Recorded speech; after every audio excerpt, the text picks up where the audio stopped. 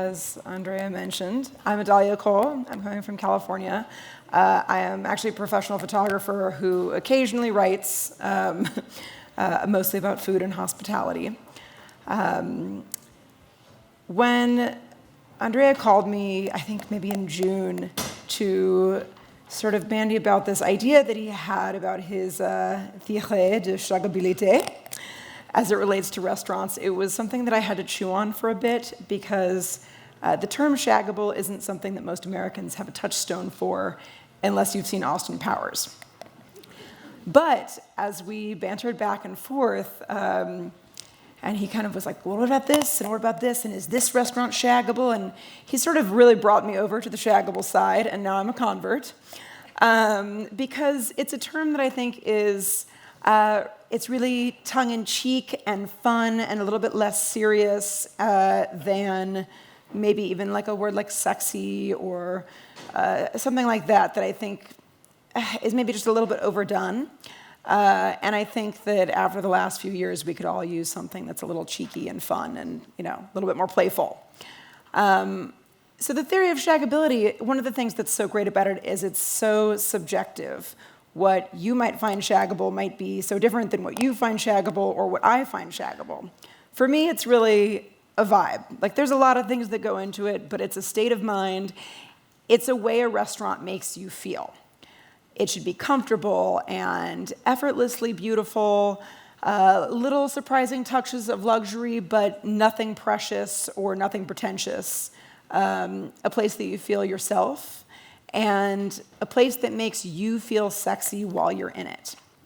And when Andrea extended this invitation for me to come to Slovenia and speak to all of you about the shaggability quotient of restaurants, it's because I have a very particular professional history that has included years of considering exactly what kinds of restaurants are shaggable. Before I was a professional photographer, I spent over a decade as a professional escort, dining and traveling around the world while providing professional companionship to very wealthy people who sought out my services for a very wide range of reasons. Before going further, because I know that a lot of people are not either intimately or intellectually familiar with the intricacies and complexities of the sex industry, or haven't maybe spoken to a sex worker about their profession, I need to put in just a little bit of information first. There are many forms of sex work. Sex work does not include sex trafficking, which is slavery and is a different thing, so we're taking that fully out. I think that there's a lot of conflation that happens in media, and let's not conflate those two things because they're different. So there are many forms of sex work, and there are people engaging consensually in the commercial sex workforce from all different socioeconomic brackets and cultural backgrounds. It is like any industry full of multifaceted experiences and complexities, both good and bad. And so I want to be clear that we are not a monolith. And what I speak to today is really to my own specific experience and the experience of people within my immediate professional stratosphere that I was in, which is to say, as a cisgender woman, consensually engaged in my career at the very high end of the American market. I can't speak to what it's like in other parts of the world or for other people, but in the sort of New York, Chicago, San Francisco, DC circuit of the US is what I'm talking about.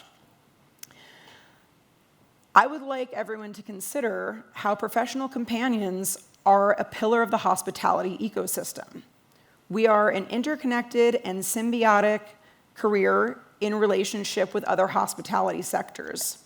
I really would like to encourage people who work in restaurants to see us as your comrades and hospitality colleagues. And I wanted to tell you a little bit about the influence that we hold within the fine dining sector, which I think is something that very few people consider because, frankly, I understand why it's not really talked about that often. So first, the definition of hospitality. It's a noun. 1, the friendly and generous reception and entertainment of guests, visitors, or strangers. And 2, relating to or denoting to the business of entertaining clients, conference delegates, or other official visitors. The hospitality industry is vast. We all know this. There is many, many different sectors, but I would argue that the top 4 are food and beverage, accommodation, travel and tourism, and entertainment and recreation, of which escorting clearly falls into the latter. Professional companionship is undeniably a part of the hospitality industry, and we also interact with other branches of the hospitality industry and act as third-party participants going both directions in almost every work engagement that we have.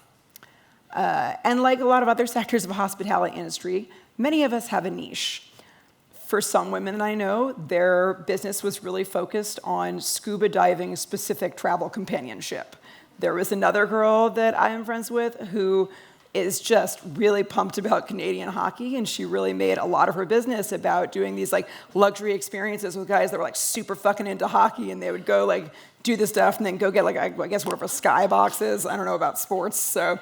But everyone has their own sort of thing a lot of the time, and for me, it was food. I always have loved food. It's always been a really, really deep passion of mine, and I kind of was thinking, and this was maybe like 2010, 2011, and I was like, how can I get the clients who are going to take me out to the kind of food that I want to eat on their dime, because it's expensive? And I started a blog that I thought would be kind of cheeky called The Hungry Hungry Hooker. And maybe some of you are familiar, there's a, I think it's an American children's game called A Hungry Hungry Hippo, and I just thought the alliteration was cute. And, you know, I really just spent a lot of time sort of like blogging about restaurant culture and about my sort of like restaurant reviews and how I felt about dining as I was doing it. And and it did work. It was a great marketing ploy. I ended up getting a lot of clients who wanted to do those things. And I had clients who booked me to do cooking dates for them, to teach them how to cook, to, you know, curate these really beautiful food tours. And I started to build all these relationships with people in the fine dining industry. But while my focus was particularly acute on fine dining is like a very normal part of the high-end sex industry. And just because someone's focus isn't fine dining, a lot of people are still doing that on a very regular basis within that profession. And we inhabit as escorts this like very strange, bizarre, liminal space where we're there as the ephemeral paramours of the 1%, but we're really kind of like class passing as guests as we accompany our clients in these upper echelons of luxury hospitality, when we're really also there as the paid help. And as I traveled and fine dined around the world with clients, I began to really draw a lot of comparisons between working in fine dining, especially in front of house and in sex work. I see people in restaurants, like restaurant people are my people, and I see them as kind of like the slightly distant colleagues as we inhabit same role or different roles in the same play. And both fine dining and professional companionship are about the facilitation of pleasure and fantasy. You know, you're not going to cook a meal like you would get at some incredibly gorgeous, like world's 50 best tasting menu for yourself at home, unless you are a very, very specific kind of person, of which I would guess there is very few in the world. You know, and the same thing is, you know, you're really, when you're hiring an escort, you're looking for this fantasy, this luxury experience. And I noticed a lot of the time in this facilitation of all these pleasurable experiences that sort of overlap as you're going on dates with clients to these restaurants, that there's also quite a lot of overlap between the industries. Like, I know a lot of escorts who have been fine dining front of house or worked even at back of house, or vice versa, who have exited the sex industry and then gone on to work in restaurants. Sometimes people do them simultaneously. Both roles require a level of skill for performance aimed at making the client effortlessly forget that they're paying for a service. A good server should never make you feel, or should make you feel as though you have a warm and sincere rapport with them. Like, you should really feel like they really want you to be there. You're just having a great time. They think you're rad. Like, oh, I'm just pouring you some wine. This thing is delicious. I just want to share it with you. Just as a good escort will make a client forget the transactional nature of the interaction altogether. Like, that client should feel like I think he is the most interesting man in the world, that he is just so fascinating to me, and that I definitely would want to be there regardless of the money, even if my rent is due in a couple days, and yeah, that's really why I'm sitting across from him, you know.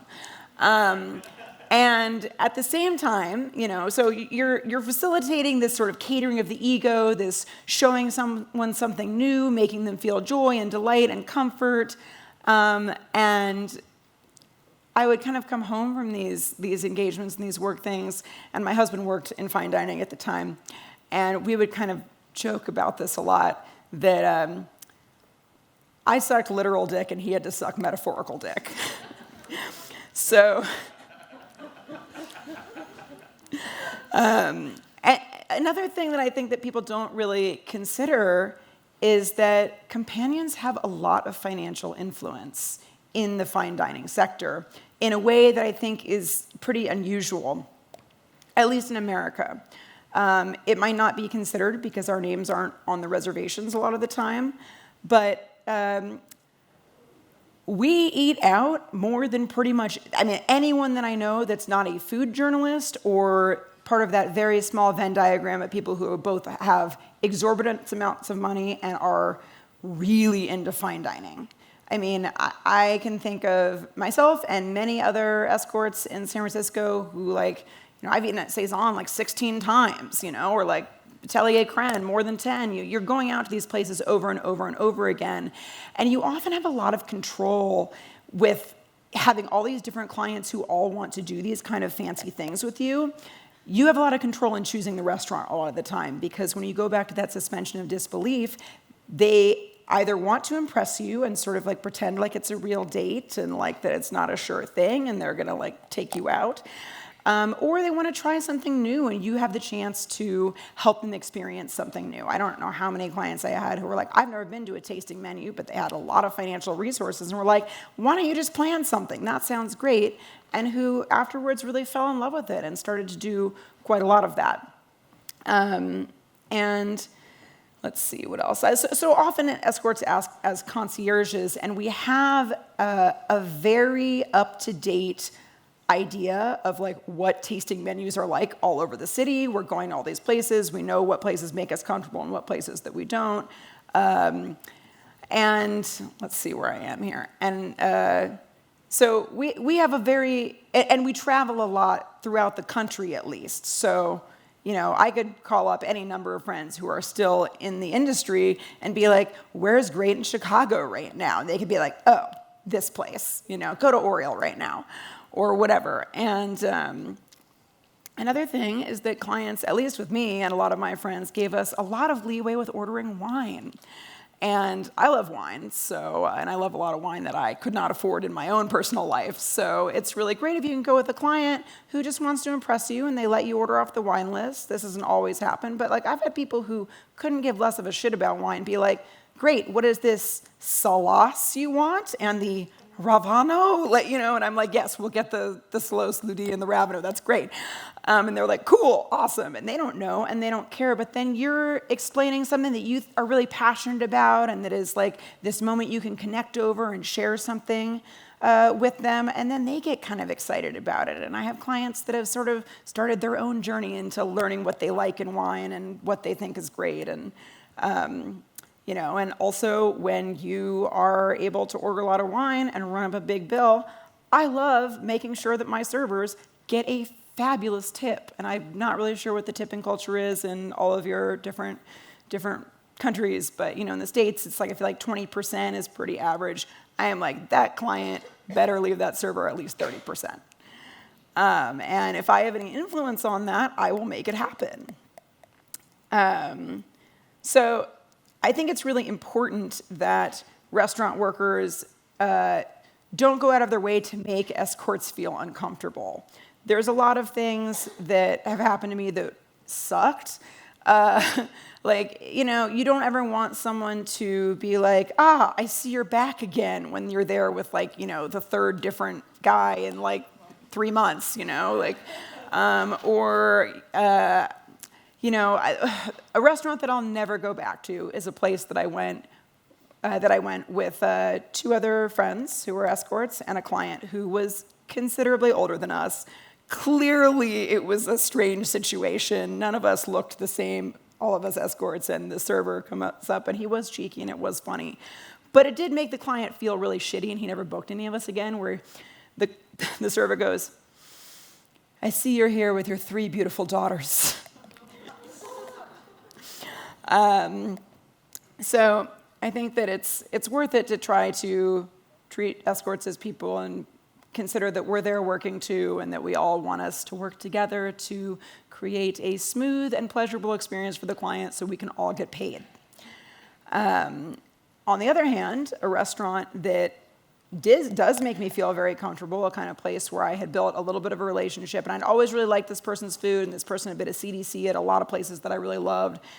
But I had been thinking about the idea of escorts and the way that I had this financial influence, and I started tracking, because I love this place, how much money that I was spending there as I went with clients, and they were spending their money, or I was recommending it to friends, or to other escorts, or whatever. This place, I was directly responsible in the last 4.5 years since they've opened. I know that I've been responsible for $52,000 in sales of just food menus before wine. And I don't think that that's that unusual. Like, escorts really talk, and we are like, oh, where's a great place to go with my client? Like, it's a small community, and there's a lot of communication via sex worker Twitter is a big thing. And another thing about how we help restaurants market.